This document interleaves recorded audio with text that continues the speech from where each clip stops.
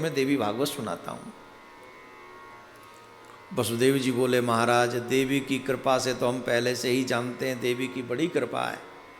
एक समय की बात है जब मैं और देव की कारागार में बंदी थे, कंस ने हमें बंदी बना रखा था। बड़े ध्यान से सुनेंगे।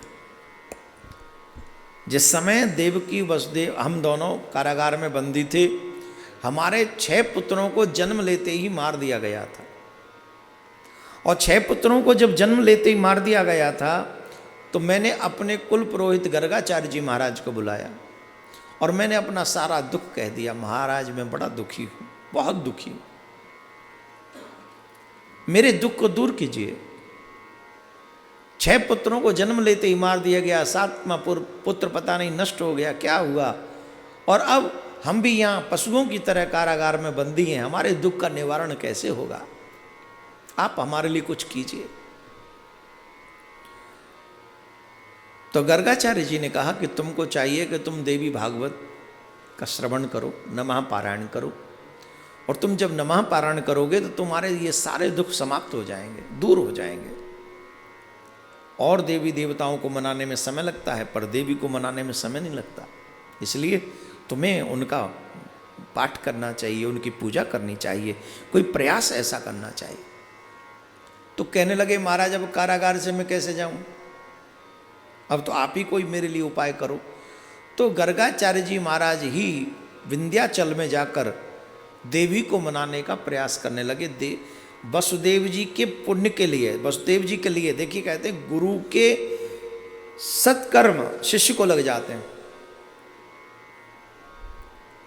पिता का सत्कर्म पुत्र को लग जाता है। वैसे ही पिता के पाप या पुत्र के पाप भी पिता को भोगने पड़ते हैं, और शिष्य के पाप भी गुरु जी को भोगने पड़ते हैं। ज़्यादा मंत्र देना भी उचित नहीं है,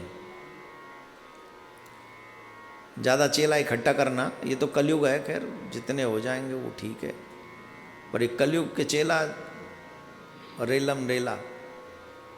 हाँ, चेला तो बनाते हैं इसलिए कि भजन करेंगे, और चेला भजन तो कम करते हैं, बाकी के सब काम कर लेते हैं। भजन में बोले टाइम ही नहीं, बाकी के बोले जो कहो सो। तो व्यक्ति के शिष्यों के पाप भी गुरु को लगते हैं, और इसीलिए कई बार ऐसा होता है कि बड़े बड़े गुरुओं को लांछित होना पड़ता है गुरुओं शिष्यों के कर्मों से। जैसे पिता पुत्र के बुरे कर्मों से पिता को शर्मिंदगी उठानी पड़ती है, वैसे ही शिष्य के बुरे कर्मों से वो गुरु को भी शर्मिंदगी उठानी पड़ती है। इसलिए या तो दीक्षा लो मत, और दीक्षा लो तो बड़ी सावधानी पूर्वक उसका पालन करना चाहिए। खैर प्रसंग पे आते हैं। गर्गाचार्य जी महाराज अपने शिष्य वसुदेव जी के कल्याणार्थ विंध्याचल में, 2 देवी बड़ी प्रसिद्ध हैं, आप सब जानते हैं। एक वैष्णव देवी हिम पहाड़ों में रहती हैं, और हमारे उत्तर प्रदेश में विंध्याचल देवी जो हैं, आप वहाँ जाएंगे साक्षात वही देवी हैं जहाँ गर्गाचार्य जी ने पूजन किया। देवी पारायण, देवी भागवत नमः पारायण वहाँ किया उन्होंने, वो हमारे उत्तर प्रदेश में, और बड़ी महिमा है उसकी।